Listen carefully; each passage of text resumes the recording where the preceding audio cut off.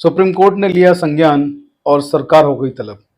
जी हाँ, थंबनेल आपने देखा होगा। थंबनेल सीधे एक मैसेज देता है कि सरकार को तलब कर लिया गया है, सरकार को नोटिस जारी हुआ है देश की सर्वोच्च अदालत सुप्रीम कोर्ट से। तो क्या है मसला, क्यों सरकार को नोटिस जारी हुआ, क्या विषय है, वीडियो में डिटेल से बताया गया है। सारे वीडियो को देखने के लिए लास्ट तक बने रहें, स्किप ना करें, आगे पीछे करके ना देखें, आपकी समझ में नहीं आएगा। तो वीडियो को शुरू करने से पहले देश के सीजीआई श्रीमान डी वाई चंद्रचूड़ साहब को सलाम नमस्कार। आप सब जानते हैं मैं उनका बहुत बड़ा फ़ैन हूँ। इसके अलावा जो देश के जो प्रधानमंत्री हैं मोदी जी, उनका कार्यकाल तीसरा जो है वो 2 कार्यकाल की अपेक्षा थोड़ा कठिन है, क्योंकि इस बार उनको नेता विपक्ष के रूप में राहुल गांधी मिले हैं और पिछले 2 कार्यकाल में कोई नेता विपक्ष था ही नहीं।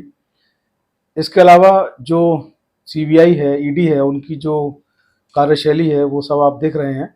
दोनों देश की केंद्र की एजेंसियां हैं और जानी जाती हैं निष्पक्ष न्याय करने के लिए।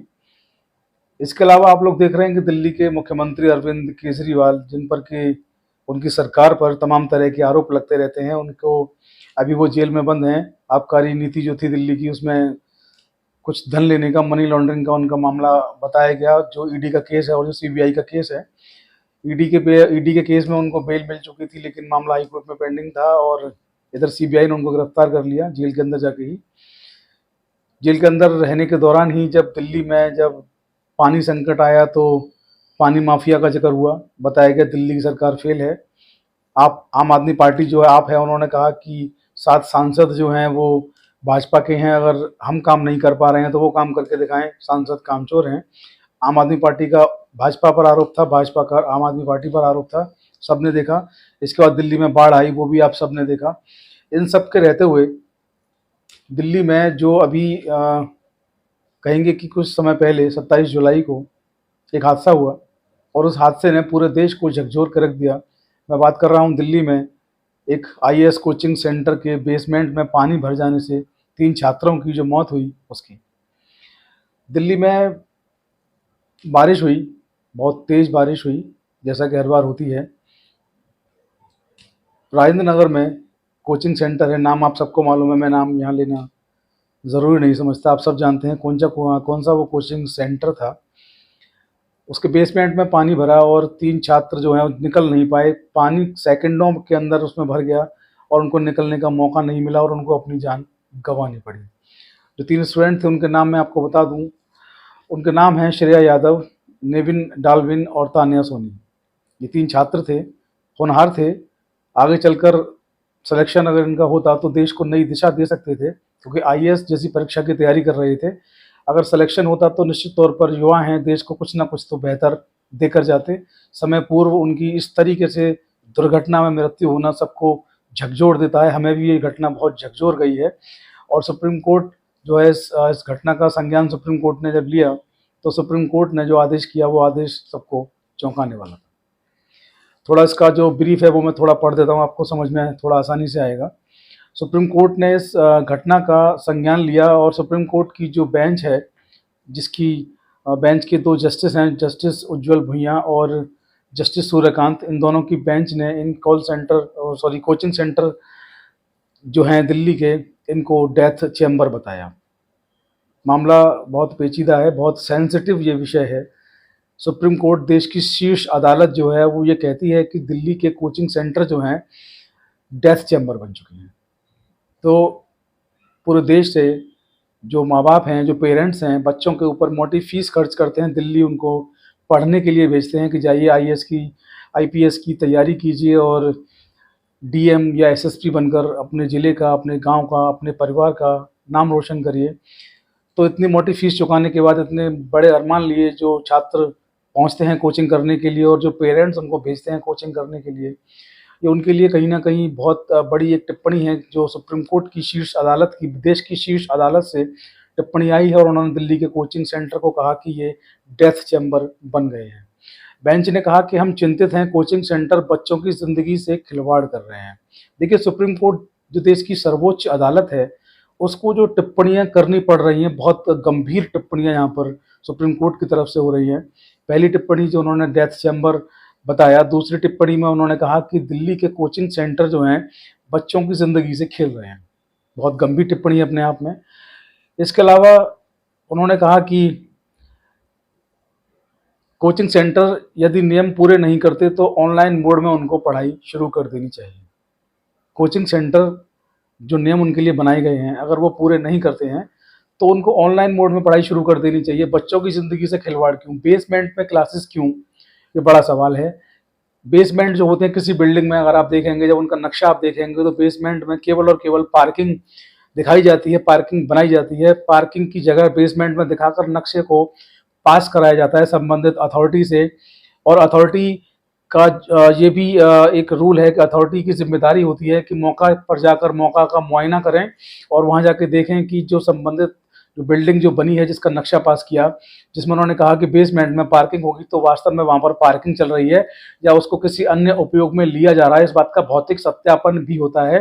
तो आप समझ के देखिए कि इसमें अथॉरिटी के भी अधिकारी भी बहुत बड़े दोषी हैं, उनके ऊपर भी हत्या का मुकदमा होना चाहिए। खैर, आगे बढ़ते हैं। सुप्रीम कोर्ट की टिप्पणी है।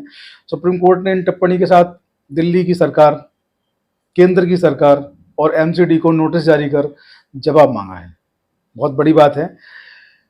बेंच ने दिल्ली हाई कोर्ट के फैसले को चुनौती देने के लिए जो कोचिंग सेंटर फेडरेशन है, उन पर 1 लाख का जुर्माना लगाया। अध्यक्ष, महासचिव और कोषाध्यक्ष, दिल्ली हाई कोर्ट ने जो फैसला दिया इन कोचिंग सेंटर्स को लेकर के, इसके खिलाफ इन्होंने सर्वोच्च अदालत में अपील की और जब अपील की तो इनके ऊपर भी 1 लाख रुपए का जुर्माना जो है वो सुप्रीम कोर्ट की इस बेंच ने लगाया है।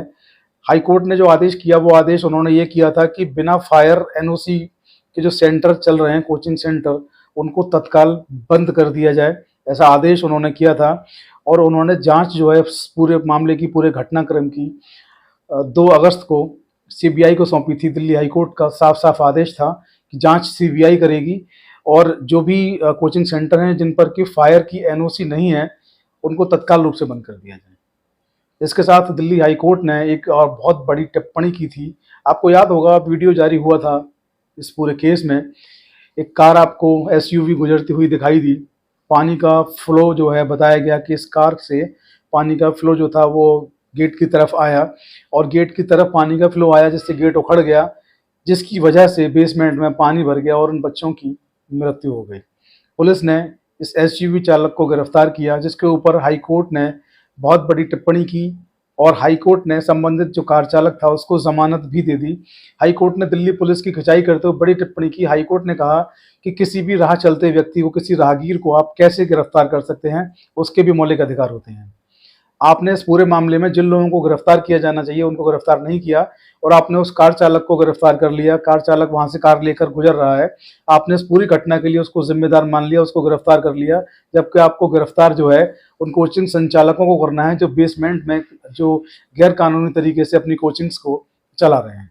तो सुप्रीम कोर्ट ने यहाँ पर जो टिप्पणी की, तो उन्होंने एक टिप्पणी यहाँ पर ये भी की जो बड़ी टिप्पणी है, मैं आपको बताता हूँ। उन्होंने कहा कि आप किसी राहगीर को कैसे गिरफ्तार कर सकते हैं और दिल्ली पुलिस से उन्होंने एक बहुत बड़ा सवाल भी किया कि क्या आप जो पानी भरा है उसका चालान भी काटेंगे। अच्छा हुआ आपने पानी का चालान नहीं काटा। जो सुप्रीम कोर्ट की टिप्पणी है, बहुत गंभीर टिप्पणी है दिल्ली पुलिस के ऊपर। दिल्ली पुलिस की कार्यप्रणाली से पूरा देश, जो इस वक्त जो घटना जो हुई है वो पूरे देश को झकझोरने वाली घटना है, लेकिन दिल्ली पुलिस पूरे मामले की लीपापोती में लगी हुई है। जिनको गिरफ्तार किया जाना चाहिए उसको गिरफ्तार करने की बजाय जो एक आदमी जो वहाँ से कार लेके या अपनी एसयूवी कार लेके गुजरता है, पूरे मामले का दोषी उस व्यक्ति को मान लिया जाता है। ये नहीं देखा जाता कि एमसीडी की कितनी बड़ी गलती है। एमसीडी ने वहाँ पर पानी जो भरा उसकी जिम्मेदारी एमसीडी को निकालने की थी, उस पानी की।